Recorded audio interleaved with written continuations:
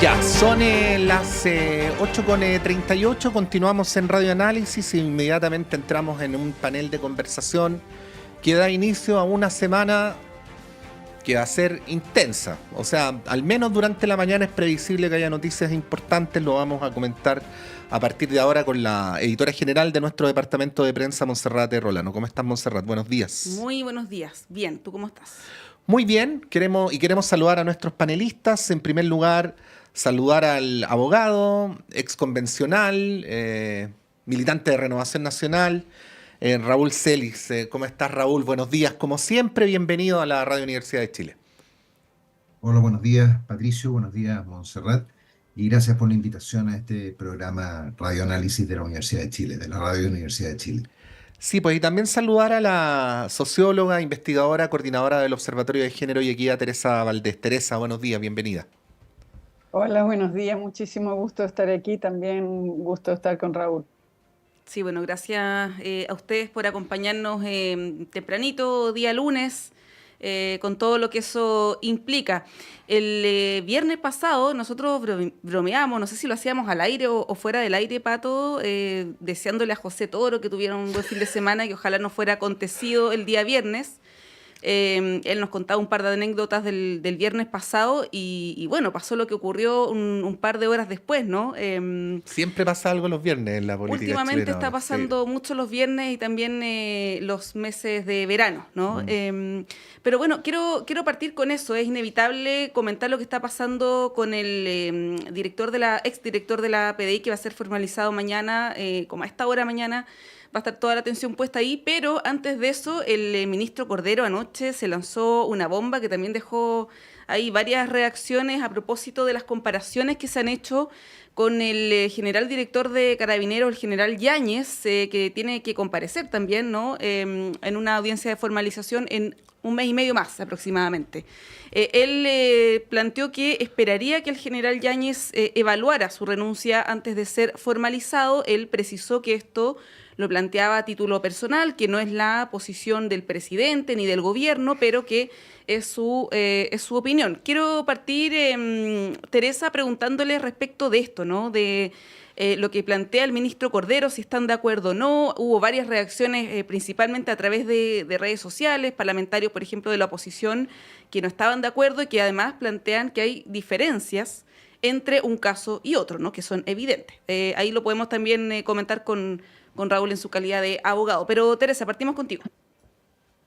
A ver, a mí me parece que sí que hay diferencias. Sin embargo, cuando tú sitúas un estándar respecto de autoridades de tanta responsabilidad, tienes que mantener un estándar. A mí me parece que sí, es cierto, lo dijo a título personal, pero lo que dijo, digamos, el ministro de Justicia es muy claro y muy coherente. A mí la verdad es que me tiene choqueada todo lo que estamos asistiendo, lo que estamos viendo, porque el tema de la corrupción es un tema, digamos, demasiado grave para la democracia. O sea, con lo que CIPER ha destapado y lo que pasó el viernes, ¿no es cierto?, y lo que se desata, es algo demasiado grave para nosotros, para la institucionalidad democrática. O sea, esta sensación de que hay otros caminos y otras redes, digamos, de poder, que deciden más allá, digamos, de la normativa, más allá de los acuerdos, porque una normativa es el acuerdo de una comunidad, una sociedad, de cómo gobernarse.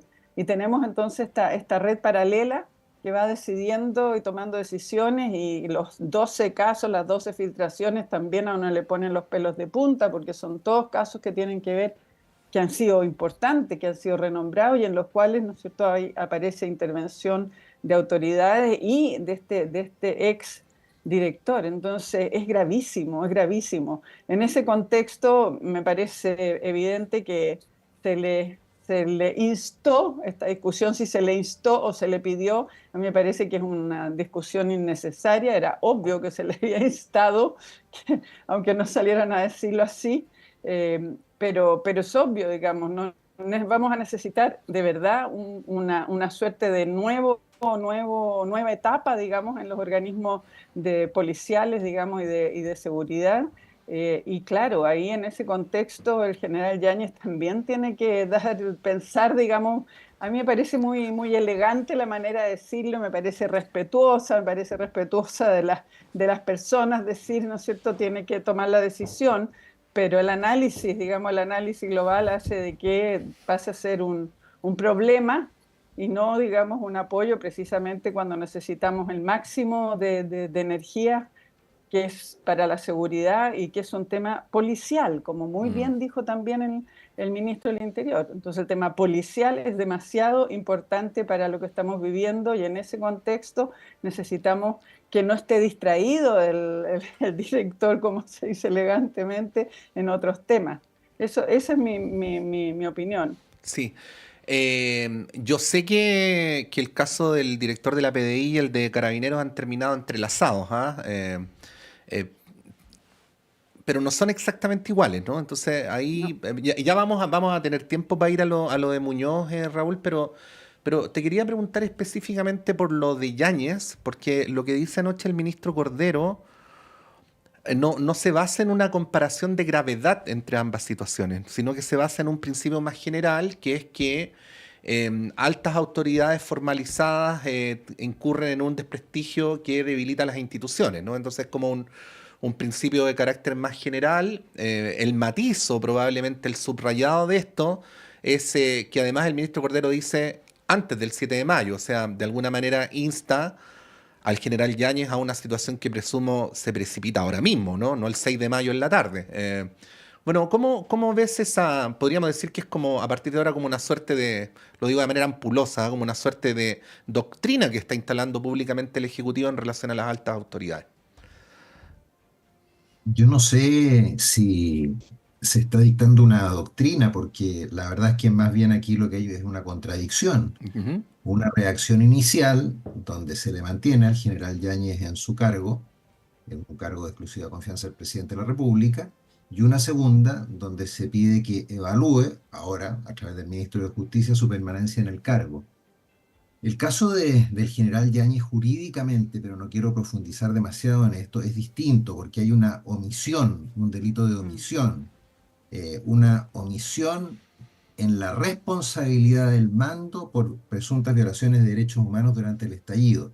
La prueba de la omisión, el dolo en la omisión, la voluntad, digamos, de haber querido producir daño, es prácticamente imposible de probar. Pero más allá de eso, yo quería hacer notar los casos donde se han visto involucradas, formalizados, condenados, acusados, últimos altas autoridades de carabineros o investigaciones, e incluso el ejército. No solamente el caso del general Ricardo Yáñez, sino que también tenemos a tres directores de carabineros, directores generales formalizados, al general Gordon, al general González Llure, al general Villalobos, más otro que será formalizado prontamente, el general Rojas. En el caso de la PDI, el antecesor de Sergio Muñoz, don Claudio, perdón, el antecesor de Sergio Muñoz, don Víctor Víctor Espinosa. Espinosa. Mm. Y si uno retrocede un poco en el tiempo, hay cuatro excomandantes en jefe del ejército Mm. también procesados: general Oviedo, el general Fuente Alba, el general Zurieta, el general Martínez, y uno condenado que es el general Cheire. Entonces, no estamos hablando de casos aislados. Aquí hay un problema gravísimo de corrupción. Casi todas estas causas están vinculadas a la corrupción, Mm. a problemas de fraude, de malversación de fondos públicos. Y es un tema que a mi juicio evidentemente es gravísimo para la institucionalidad democrática de un país. Y yo al respecto quisiera alertar, tú omitiste en mi presentación, Patricio, yo fui intendente regional de Valparaíso 4 años, entre el 2010 y el 2014. Denuncié dos fraudes. Uno afectaban a gente vinculada a la concertación y hubo varios condenados con penas aflictivas por malversación de fondos públicos y fraude al fisco. Y el segundo afectó a gente vinculada a mi sector, que también fueron condenados con delitos de pena aflictiva. Y esos casos, curiosamente, contra quien más se atacó fue contra la autoridad que lo denunció. Entonces, a lo que fui yo, el intendente de la época. Entonces, a lo que yo voy es que, claro, tenemos casos de corrupción expandidos por todas partes, pero hay un desaliento enorme en nuestro país a denunciar. Entonces, creo que la corrupción, yo estoy hablando de cuestiones que ocurrieron hace 14 años, uno y 12 años el otro, es un problema instalado hace mucho tiempo en el país y creo que las autoridades de todos los colores políticos no le han tomado la suficiente gravedad. Los órganos de control no le han tomado tampoco, no han sido lo suficientemente exigentes, y aquí incluyo a la Contraloría General de la República. Y entre otras razones, creo que no hay ningún estímulo por denunciar estos casos, porque el que denuncia normalmente se lleva la peor parte y lo persiguen casi como que fuera, digamos, un responsable directo involucrado en estos hechos. Mm. Pero jurídicamente y políticamente esto es realmente una pésima noticia para para la política y para el funcionamiento además de nuestras policías. ¿Cómo van a operar la relación entre la Fiscalía, por ejemplo, y la PDI o Carabineros? ¿Qué va a pasar en la relación con los tribunales? Muy malo, pero Sí. Pero no quiero en acaparar resumen, el Raúl, tiempo. sí, disculpa, ¿debe renunciar Yáñez o no, en tu opinión? Es que yo creo que ya metieron las patas, porque esto debió haberse hecho desde el comienzo. Yo creo que en estos casos tú debes pedir la renuncia de inmediato. Mm. Teresa, Apenas sí, sí, justamente, independiente, no hay una presunción de culpabilidad, ¿ah? Pero independientemente, creo que cuando se producen este tipo de hechos, la petición de renuncia debe ser inmediata. sí. Teresa, justamente te iba a preguntar eso, lo mismo que decía Pato respecto de Yáñez. ¿Cómo se relaciona ahora el gobierno con el general Yáñez? ¿Es sostenible que él siga en su cargo? Ahora, en un ratito más, hay una actividad en Maipú donde está confirmada hasta ahora la presencia del general Yáñez, además del presidente Boric, y la verdad es que lo pone en una posición bien incómoda. ¿Tú ves que es sostenible que él permanezca en su cargo y a la vez esto también pone en una posición difícil al gobierno, ¿no? Porque, como dice Raúl, hay ciertas contradicciones, más allá que jurídicamente los casos son distintos. ¿Cómo lo ves?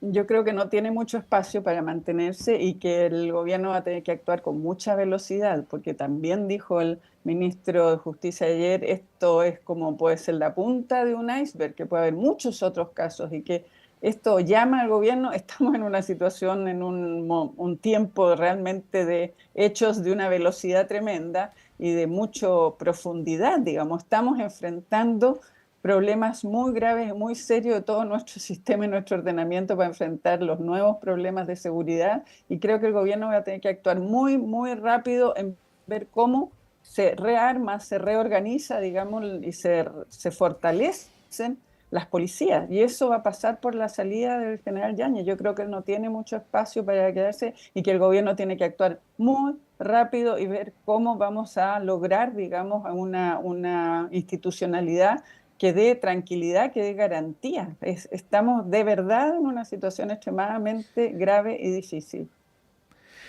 Sí, bueno, vamos a ver lo que ocurre con el general Yáñez. Claro, Monse hablaba de esta actividad. Yo no me la figuro en realidad, como que me da un poco de pudor imaginármela, ¿no? Es una situación Mm. evidentemente ya muy difícil de sobrellevar para el director general de Carabineros. ¿No? Y para Eh, el gobierno también, po. sí, ahora, simplemente decir, por si no hubiera quedado claro, uno nunca sabe, pero el ministro Cordero se caracteriza por su prudencia, así que yo dificulto que se haya arrancado con los tarros, ¿no? La última vez que vi algo parecido fue en una entrevista de la presidenta Bachelet con don Francisco, donde anunció en la entrevista que le estaba pidiendo la renuncia a todo el gabinete, ¿no? Y al día siguiente salieron, ¿se acuerdan, no? Peñailillo, Arena, Yo en fin. pensé exactamente Sí, lo mismo. sí. Bueno, Raúl, algo que agregar sobre este punto, si no pasamos a este otro que está absolutamente vinculado, pero que tiene su propia lógica, ¿no?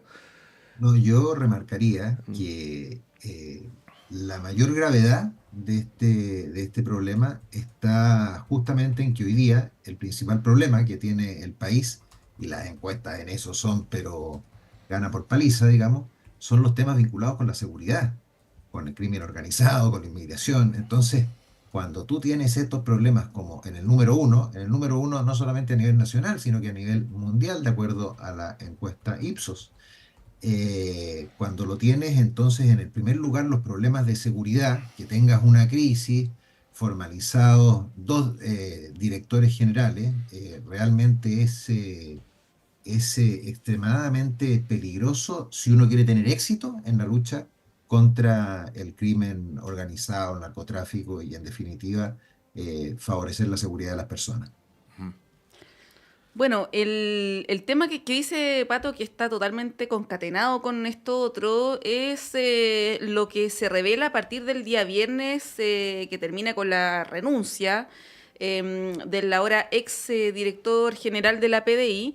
Y lo hacía mención la diputada que entrevistabas tú antes, Pato, este reportaje de CIPER que se publica ayer y que revela una serie de filtraciones que comienza a hacer el ex director de la PDI 13 días después de asumir en su cargo en el año 2021. Él fue nombrado por el expresidente Sebastián Piñera en una serie de causas, ¿no? Voy a nombrar algunas.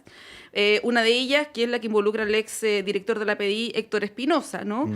Acusado por malversación de fondos públicos. Otra, por ejemplo, en el caso de la minera Dominga. El Casino Enjoy, el caso también del ex alcalde Raúl Torrealba y el ex alcalde y ex intendente Felipe Guevara, entre otras. Todas Claro. están ligadas de alguna manera a Chile Vamos, ¿no? Y recordemos que también Luis Hermosilla era abogado del Ministerio del Interior en ese caso. Hay una gravedad respecto de esto que es mayor incluso de lo que se revela el día viernes. ¿Cómo ves esto, Raúl, considerando que, bueno, como lo decía, esto de alguna manera se vincula directa o indirectamente también con tu sector y con algunos militantes de tu partido? ¿Cómo lo evalúas? La corrupción, Montserrat, para que funcione tiene que ser transversal, Sí. para que los fraudes al fisco funcionen, tiene que darse a todo nivel, de manera que Luis Hermosilla también fue abogado de Miguel Crispi, de manera que esto corre para todos los sectores. Eh, yo no digo que Chile Vamos o la derecha sea inmune a la corrupción. De hecho, yo la viví y la acabo de relatar. Creo que en esto no hay distinciones, que es un problema de las personas que participan en la política y de un grupo de personas que participan en la política, que ven en la política un botín y creen tener derecho a repartirlo entre ellos y sus amigos, pero no lo veo vinculado a un sector político determinado. Lo que sí destaco, y nuevamente me voy a las denuncias. Este caso se conoce por Ciper Chile, el anterior el de los convenios por un medio electrónico de Antofagasta. O sea, la importancia, en primer lugar, de los medios de comunicación, que son los que ponen en conocimiento de la opinión pública. Hay que recordar que muchos han criticado estas filtraciones, bueno, pero gracias a estas filtraciones se conoce la responsabilidad. La importancia de los medios de comunicación y nuevamente la poca importancia que se le da a las denuncias. ¿Por qué no denuncian los particulares, los que son testigos de este tipo de actos de corrupción? Ahora, los delitos que se le imputan, porque estas cosas hay que probarlas, hay que ser cuidadoso en eso. Yo soy abogado. En el caso el general Muñoz, son graves porque él es el director general, y hay ahí imputaciones de infracciones a carácter secreto de investigaciones penales sobre malversación y lavado de activos y responsabilidad directa en violación de secretos privados. Lo que sí, una prevención. Yo no sé hasta qué punto un director general de investigaciones puede tener conocimiento y acceso a una carpeta investigativa de la Fiscalía. ¿Ah? Ese punto lo tendrán que ir resolviendo en las investigaciones, pero yo tengo ahí una duda: ¿qué tanto conocimiento puede tener un director general de investigaciones del contenido de la carpeta investigativa? Pero Sí, delitos que... sí, ahí Raúl, a lo que tenía acceso Muñoz, según lo que se relata, era las Inteligencia. diligencias que le pedían a la PDI. Claro. Claro. Voy a dejar un tema para que lo retomemos después, que presumo que va a ser controversial en este panel, pero a ver, primero, estando de acuerdo con Raúl en que la corrupción es transversal, qué duda cabe. Aquí tenemos una larga lista de hechos de corrupción que hemos señalado de distintos sectores en los últimos años. Sí, María Jara Quemada siempre recalca eso. Sí, que siempre es recalca transversal. eso, ¿no? Sí, no se trata de hablar de un partido en particular, pero solo por poner un ejemplo, ¿no? Alcalde formalizado en los últimos años, el partido que tiene más alcaldes es el PPD, ¿no?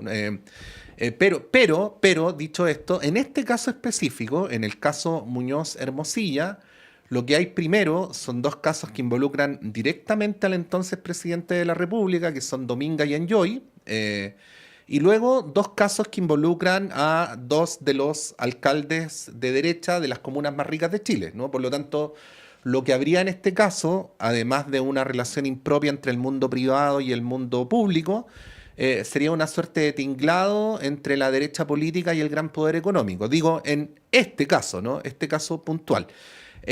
Quiero instalar ese punto para que lo comentemos a la vuelta, porque van a ser justo las 9 de la mañana, así es que en un poquito segundos seguimos con Raúl Celis y Teresa Valdés.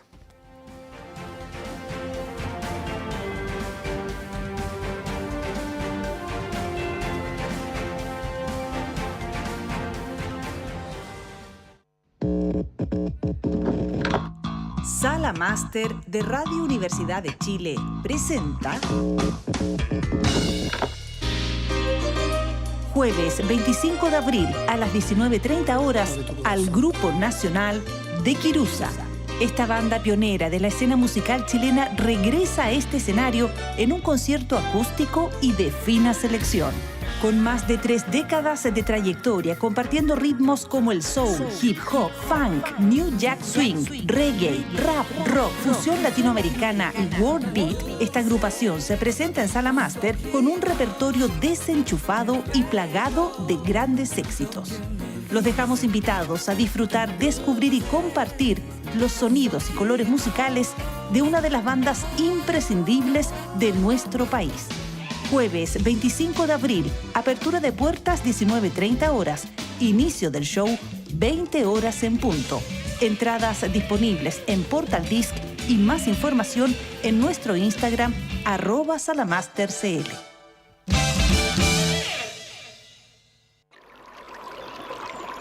Aguas Trayén o Cascada en Mapudungún es la mejor agua purificada con tecnología de última generación. Para más información, visite su página web www.aguastrayen.com.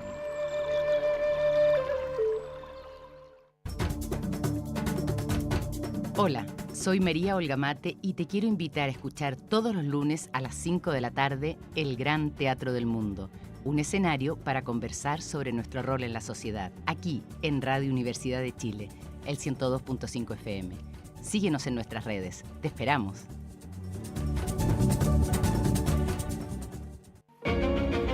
No te pierdas Debate Social, el programa de conversación y debate que analiza la realidad nacional, especialmente en el ámbito social. Conducido por Luis Mesina. Viernes 16 horas en Radio Universidad de Chile, 102.5 FM o visita radio.uchile.cl para participar en una discusión enriquecedora los viernes a las 16 horas.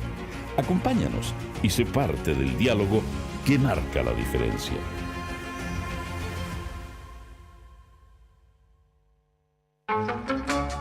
Radio Universidad de Chile le invita los lunes a las 21 horas a buscar en conjunto el Bello Cine. Una conversación musical para encontrar las buenas señales, para volver a creer en un país digno, para buscar un mejor destino, para buscar un bello cine. Un programa creado y conducido por Argos Geria. Bello Cine, lunes a las 21 horas en la radio que piensa.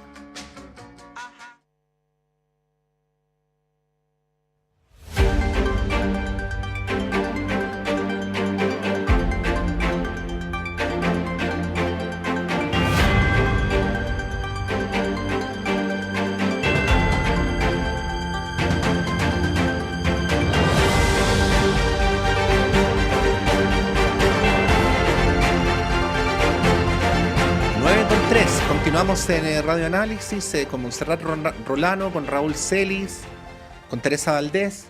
Bueno, todo el tema del director Muñoz da para mucho, con lo que ya sabemos. No quiero abrumar, eso quizás lo podemos comentar más adelante, pero adicionalmente, anoche, el ministro Cordero, como dijo un par de cosas bien impactantes, hubo otras que igual son relevantes, que pasaron un poco desapercibidas.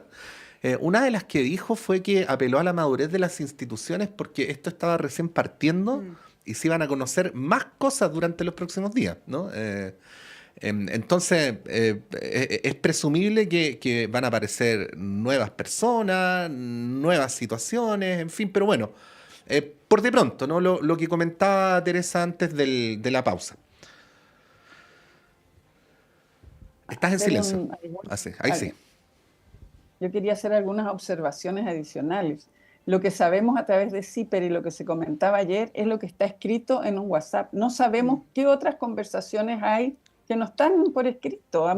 Porque uno dice, ¿qué relación tienen las 12 filtraciones en los distintos casos? Porque claro, le dice ya, aquí está lo que usted quería, pero no sabemos qué se ha conversado entre medio. Y efectivamente uno dice, ¿qué acceso tiene este director de la PDI a las carpetas? Y bueno, le manda pantallazos de citaciones, pantallazos de documentos de la Fiscalía. Entonces, esta es la punta de un tema muchísimo más grave, porque no sabemos todo lo que se ha conversado telefónicamente. Solo sabemos lo que quedó en el WhatsApp.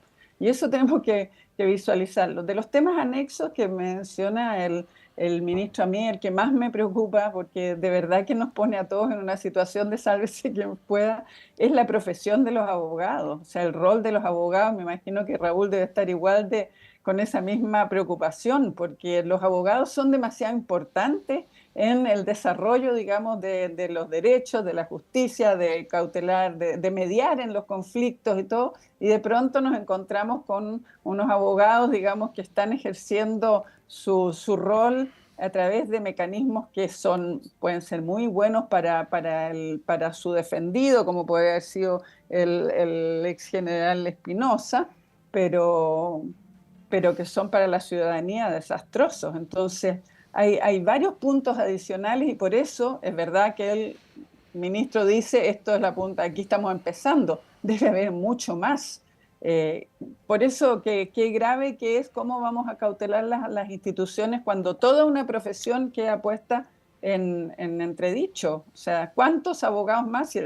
Hermosilla ha estado en demasiados casos. Entonces, ¿cuántos casos que ha resuelto muy exitosamente para sus defendidos han estado, digamos, han logrado llegar a puerto o su éxito, digamos, a través de estas redes, estos sistemas, digamos, de poder?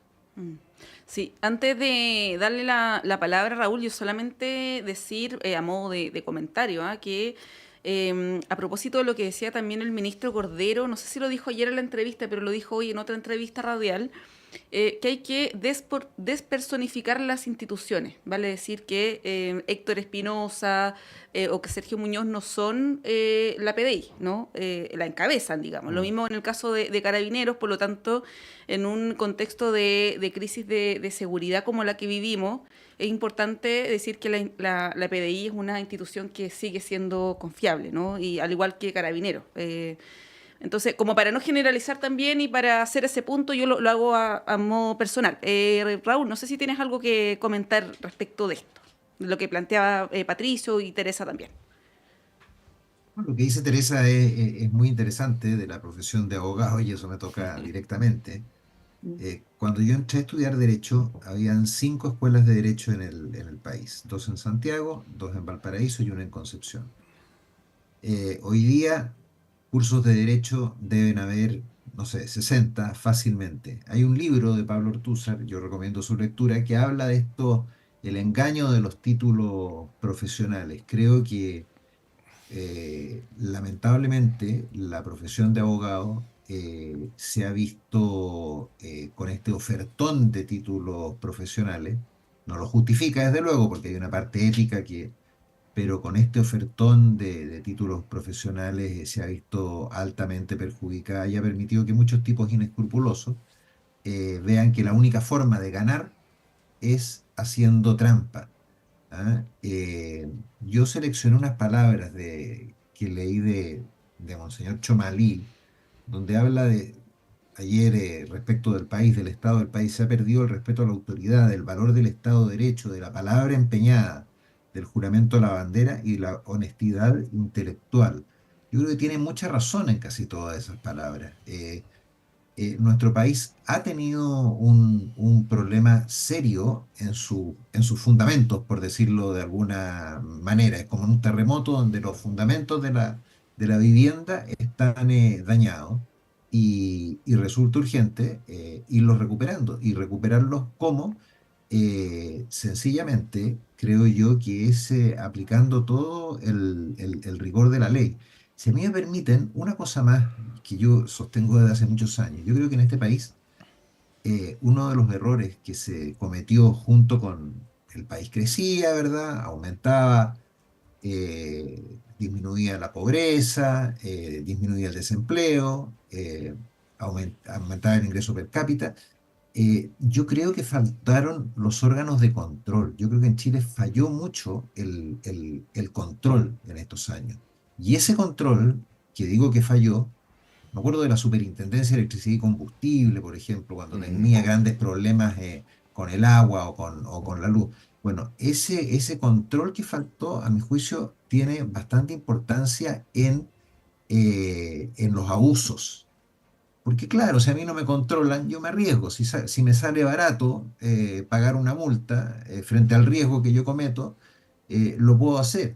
Eh, el fortalecimiento de los órganos de control y las penas asociadas a las infracciones de corrupción, de malversación de fondos públicos, de caudales públicos, de fraude al fisco, tienen que ser siempre enormes. Así como uno ve en Estados Unidos que estos corredores de bolsa que estafan a la gente se van a la cárcel por 20 años. Bueno, si ese es un robo tan vulgar como cualquier manotazo que puedo, carterista, como dicen en otras partes, que pueda hacer a un transeúnte. Sí, bueno, Teresa, solo te damos la palabra por si hay que agregar algo más. Simplemente como complemento a lo que plantea el ministro Cordero también pienso ocurre en un contexto en el cual es súper importante fortalecer las instituciones y no debilitarlas, ¿no? O sea, tener una suerte de altura de mira. Pero por el otro lado, también es cierto que las conductas individuales de estas personas a veces tienen que ver con situaciones estructurales previas, y ahí simplemente cito a Raúl Celis en el bloque anterior. No es casual que 4 ex comandantes en jefe del ejército hayan sido procesados por lo mismo, carabineros misma cosa. Y un punto que es bien relevante, esto no solamente genera un problema de credibilidad hacia afuera, que ya es muy grave, sino también hacia adentro, porque si se comprueba, y aquí siendo periodista, Raúl, soy igual de sigiloso que tú con la presunción de inocencia, por eso digo, si se comprueba, ¿no? Lo del exdirector Muñoz, lo que él en la práctica estaba haciendo era boicotear las diligencias que sus propios subordinados estaban llevando a cabo. Y yo no sé qué cosa más grave puede haber que algo así para efectos de cómo se conduce una institución, ¿no? Bueno, está ese doble juego. Ahí Teresa, ¿qué decir? A ver, me parece terriblemente desmoralizador, digamos, para las instituciones, pero estoy segura de que la institución es más que las cabezas. La pregunta es cómo se puede, digamos, encontrar nuevas cabezas, porque entiendo que también respecto al posible nuevo director de la PDI podría haber, digamos, también problemas. Entonces, ¿cómo llegamos, cómo se limpia, cómo se corta o cómo llegamos a estas personas íntegras, éticas, responsables, que sepan el valor de su institución y que no vayan a hacer esto que hace efectivamente Muñoz, de boicotear lo que hace sus propios, digamos, subordinados? Entonces, claro, son conductas individuales, no cabe duda que son conductas individuales, pero ¿cómo repones, digamos, la confianza? Y en relación a lo que decía Raúl, a mí me impresiona porque no se ha podido avanzar con los controles oportunamente y con las penas asociadas porque digamos, se han opuesto sistemáticamente algunos sectores políticos. O sea, en este minuto todavía no logramos sacar la ley de cuello y corbata, delito de cuello y corbata, porque no es posible, digamos, que sea puesto en tabla por el presidente de la comisión a cargo, digamos, en el Senado, y por lo tanto, ¿qué pasa con todo lo que está, digamos, dicho ahí, como es el acceso a las cuentas, digamos, bancarias en los casos de investigación? Entonces ha habido desgraciadamente una resistencia a los controles desde espacios institucionales, y no es posible avanzar si esa institucionalidad no se da cuenta. Yo espero, ya auguro, digamos, y deseo que con la gravedad de lo que estamos viviendo, la gravedad no es solo porque pareciera que lo único grave es lo que nos muestra la televisión todos los días, el asalto, esta gravedad de esto, de la destrucción de nuestra institucionalidad, de nuestra credibilidad, etcétera, es demasiado grande como para que los, digamos, distintos sectores políticos en donde tienen que legislar sean capaces de completar el armado o fortalecer, digamos, estas distintas instancias, porque de verdad que está en juego nuestra democracia, está en juego porque la credibilidad de las instituciones hacia afuera es demasiado necesaria para poder seguir adelante. Sí, es un tema de la mayor relevancia y gravedad, y obviamente lo vamos a estar siguiendo con toda la prioridad que eso requiere, pero queremos llevarlos a otro tema a propósito también de la situación de seguridad o de inseguridad que vive el país, y este debate respecto de las Fuerzas Armadas que se ha tomado un poco, bueno, antes de lo que conocimos el día viernes, donde ha habido opiniones que no están alineadas necesariamente en los ejes izquierda y derecha, y están como cruzados los apoyos sobre el rol de las Fuerzas Armadas. Por ejemplo, le preguntaban a la alcaldesa de Santiago, Iracy Hasler, del Partido Comunista, y ella se mostraba de acuerdo con lo que planteaba Tomás Bodanovich. Por otra parte, por ejemplo, la alcaldesa de La Pintana señalaba todo lo contrario, ¿no? Ella decía que situaciones gravísimas que han ocurrido se han dado incluso en contextos de militarización. Hay opiniones divididas, ¿no? Y uno puede ver nítidamente, por ejemplo, la diferencia entre lo que plantean alcaldes que no van a la reelección y los que sí van. En ese contexto, como telón de fondo, las encuestas plantean un apoyo muy importante, ¿no? A esta idea de que los militares puedan incluso participar en labores que tienen que ver más con el orden público. Por ejemplo, la última encuesta CADEM, un 89% está de acuerdo con que militares ayuden a combatir las bandas de narcotraficantes, ¿no? Esa es la pregunta, y es el porcentaje que aprueba esta medida. Raúl, ¿tú cómo analizas esta discusión en torno al rol de las Fuerzas Armadas en el contexto en el que estamos? Bueno, lo relaciono con lo último que dijo Teresa respecto de la gravedad de lo que estábamos viviendo. Una manifestación de la gravedad es este porcentaje de 89% para el combate del crimen organizado, sacar las Fuerzas Armadas en definitiva a la calle, tener un gobierno autoritario, pasar de una democracia plena a una democracia híbrida, estilo Salvador, estilo Ecuador. eh, eh, a mí me parece irresponsable, y creo que le hace muy mal al país tener estas ideas que evidentemente, en mi opinión, tienen un fin electoral. Veía acá cuáles son las principales preocupaciones a propósito de la encuesta de CADEM aparecida ayer. Crimen organizado, 84%, delincuencia, 82%, calidad de la política, que está íntimamente relacionada con, a mi juicio, con los problemas que hemos visto de corrupción en las ramas de las Fuerzas Armadas y de Orden y Seguridad. Eh, Calidad de la política, 66%, 75% la inmigración. Esos son, digamos, el que está peor que hace 2 años. No, yo no quiero emitir un juicio respecto de la presidencia de Gabriel Boric, sino que recalcar que en un momento donde las preocupaciones de seguridad son enormes, nosotros tenemos este tipo de crisis que también participo de la opinión de Teresa. Esto, claro, son actos individuales, pero que afectan a la institución sin ninguna duda. Si esto va permeando para abajo, es imposible que eso que no ocurra. Ahora, respondiendo derechamente que las Fuerzas Armadas salgan a la calle, yo creo que el principio debe ser no, para eso están los estados de excepción constitucional, para eso están diversas, eh, diversas situaciones muy, muy excepcionales. Eh, sí creo que debieran aprobarse leyes, pero para eso se requiere que haya voluntad política, por ejemplo, que protejan la infraestructura crítica como pasa en muchos lugares del mundo. Uno puede ir a Roma, a Londres, puede ir a París y se va a encontrar con fuerzas armadas en lugares estratégicos. Eh, y también que se aprueben las reglas de uso de la fuerza, porque si no hay reglas claras de uso de la fuerza, las Fuerzas Armadas no se van a meter ni por si acaso a resolver el problema.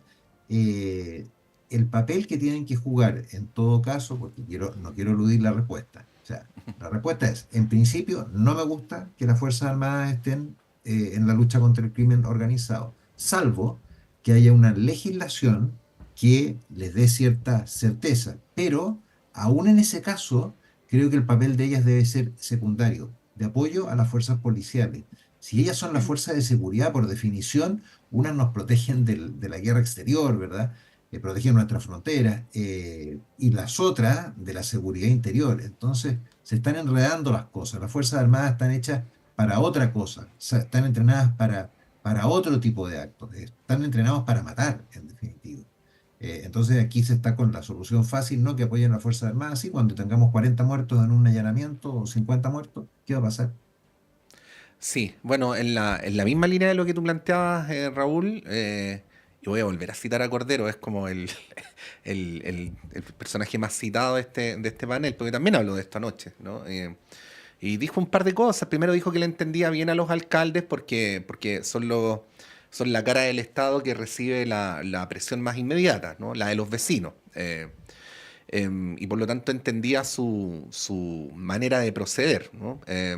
Pero también señalaba que había que tener cuidado con hacer creer o dar a entender que los militares traían en sus pertrechos las soluciones mágicas para este problema. O sea que la sola presencia de los militares va a resolver un asunto como el crimen organizado, que como ya se ha dicho, pero a veces se olvida, requiere, Teresa, más bien una articulación más general e integral del Estado, ¿no? Y lo último que decía, y ahí te doy la palabra, porque eso ya como que interpela más directamente el debate, es que él no consideraba que a esta altura sea razonable como entrar en la dicotomía de sí o no, sino más bien cómo, en qué circunstancias, dónde, porque ha sido una mención que no deberíamos olvidar en el panel, que es que el proyecto de ley de infraestructura crítica contempla precisamente la presencia de los militares. Por lo tanto, como decía Raúl, en esa eventualidad institucional, la pregunta de sí o no ya sería como inadecuada, ¿no? Bueno. Esto requiere una evolución política, ideológica, cultural de todos los sectores, ¿ah? Yo creo que están todos en un lugar distinto al que estaban hace 4 o 5 años atrás. Bueno, ¿cómo ves esa evolución también para efecto de cómo se está dando el debate? A ver, este es un tremendo desafío para todos. Yo creo que no hay nadie, como tú dices, que no esté cuestionado respecto de sus pensamientos históricos, de nuestra evaluación de la democracia, de sus instituciones, de lo que fue la dictadura militar, de lo que ha sido la transición. Estamos todos de alguna manera cuestionados. Ahora bien, lo que también decía nuestro artista invitado, el ministro Cordero, pensar, digamos, este ofertón de que porque sacan milicos a la calle, militares, perdón, o que sacas, ¿no es cierto?, o que mandas preso a todo el mundo, no es absolutamente, o sea, mientes si piensas de que eso es que vas a resolver el problema de seguridad. El problema de seguridad es policial cuando uno escucha además las voces de otras autoridades, digamos, directamente o indirectamente en el tema de policía, es la falta de policía. Efectivamente es insuficiente la fuerza policial para las necesidades actuales, aunque se haya aumentado mucho cada año, digamos, se aumenta más el número de estudiantes porque no se forman policías de un día para otro, toma por lo menos 2 años, entonces hay claramente un déficit en ese espacio y por lo tanto es pertinente preguntarse cómo, digamos, se pueden apoyar. Comparto plenamente lo que dice Raúl y comparto también que lo decía el ministro ayer, o sea, hay que ver en qué condiciones, cómo y dónde pueden ser un apoyo, pero es a la labor policial. Pero a mí me quedó, mira, me quedó grabado porque lo vengo sintiendo hace tanto tiempo, este tema de que como que meter gente a la cárcel, meter gente presa cuando no hay infraestructura, no hay capacidad, digamos, cuando ha aumentado en los últimos 24 meses en sobre el 70% la población penal, la mayoría de ellos, ¿no es cierto?, en prisión preventiva. Y bueno, y después esas personas salen y no hay reinserción. Entonces, yo pienso que el desafío de mirar esto en su conjunto, porque esas personas pasan ya, cumplen una pena y después son expulsados, con lo cual garantizas de que la única vía de sustentabilidad que tienen es volver a delinquir. Entonces, estamos como pegados en un punto que es muy importante, muy significativo hoy día, pero es urgente mirarlo en su conjunto. Y eso involucra a todos los sectores, la reinserción de las personas que están, de los presos, ¿no es cierto?, que cumplen sus penas, es un problema, es tan importante para la seguridad como lo que estamos viendo en este minuto de si hay o no hay militares apoyando. Entonces, yo me resisto a pensar de que se resuelve el tema con esta discusión puntual y que es urgente, digamos, mirar la mirada completa. Y en ese sentido, los alcaldes que están, digamos, cuestionando el tema de los militares en la calle también es importante, porque es una mirada más hacia cuáles son las raíces, cuáles son los problemas, cuándo han habido experiencias con los militares en la calle, qué ha sucedido y cómo esto es un problema amplio de toda la sociedad, porque la delincuencia no surge porque sí. Y yo tendría que decir de que lo que dijo la ministra del Trabajo el otro día algo tiene que ver, digamos, o sea, hay un nivel de pobreza, las condiciones en que vive un sector muy amplio de la población induce a la búsqueda de actividades económicas de mayor rentabilidad. Bueno, también el ministro Cordero se refirió ayer al tema de las cárceles, pero Raúl, parece que las medidas más efectistas son las más populares, ¿no? Y en época de campaña es muy alta la tentación para dejarse llevar por ese tipo de iniciativas, como sacar a los militares a la calle, expulsar a todos los migrantes y un largo etcétera que hemos visto, sobre todo nuestros parlamentarios el último tiempo. ¿Cómo ves eso? Porque por un lado la ciudadanía demanda medidas inmediatas en el corto plazo, cuando la situación está, no sé si la calificaría como desbordada, pero evidentemente de una gravedad que es creciente y avanza muy rápido. Y por otro lado, las soluciones que apuntan realmente al tema de fondo son de cocción lenta, ¿no? ¿Cómo ves ahí esa dificultad también para las autoridades y para el Estado? Porque acá no solamente tiene que ver el gobierno de turno, sino que tiene que ver las policías, la fiscalía, ¿no? ¿Cómo ves ahí esa dificultad para resolver algo que es complejo, pero donde la ciudadanía también demanda acciones inmediatas, ¿no? Sí, le damos la palabra a Teresa porque hubo un problemita ahí con la conexión de Raúl, pero lo mismo que decía. La misma pregunta. Sí. Se cayó Raúl. O sea, también lo dijo el ministro Cordero ayer, no sacamos nada con tratar de responder, la autoridad tiene que hacerse cargo de las pulsiones ciudadanas y las necesidades, y en eso hay absoluto acuerdo transversal, eso se ha despolitizado en el sentido de desideologizado, pero tenéis que buscar respuestas que sean completas y complejas a la situación responsablemente. No puede seguir diciendo, ¿no es cierto?, de que vamos a hacer 2 o 3 medidas y con eso se va a resolver. Entonces, eso es lo que me parece, digamos, que es fundamental, que no podemos seguir hablando, digamos, dando vueltas en círculos con lo mismo. Bueno, grandes temas, les vamos a seguir dando continuidad.